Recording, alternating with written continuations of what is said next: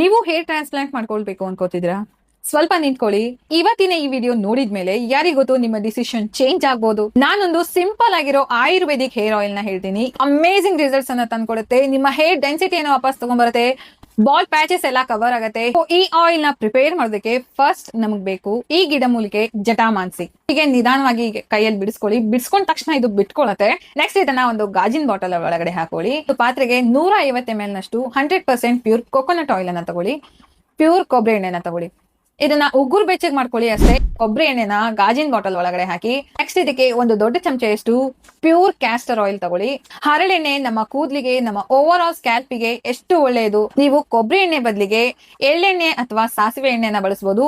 ಆದಷ್ಟು 100% ಪ್ಯೂರ್ ಆಗಿರುವಂತಹ ಆಯಿಲ್ಸ್ ಅನ್ನ ಬಳಸಿ. ಆವಾಗಲೇ ನಿಮಗೆ ಬೆಸ್ಟ್ ಆಫ್ ದ ರಿಸಲ್ಟ್ ಸಿಗುತ್ತೆ. 2 ವಿಟಮಿನ್ ಇ ಕ್ಯಾಪ್ಸೂಲ್ ನ ಹಾಕಿ ಚೆನ್ನಾಗಿ ಮಿಕ್ಸ್ ಮಾಡಿ.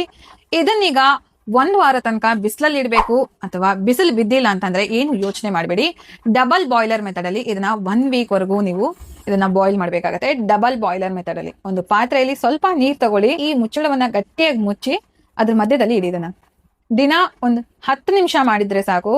ಅದು ಚೆನ್ನಾಗಿ ಇನ್ಫ್ಯೂಸ್ ಆಗತ್ತೆ. 1 ವಾರ ಆದ್ಮೇಲೆ ನೀವು ಈ ಹೇರ್ ಆಯಿಲ್ ನ ಯೂಸ್ ಮಾಡಬಹುದು.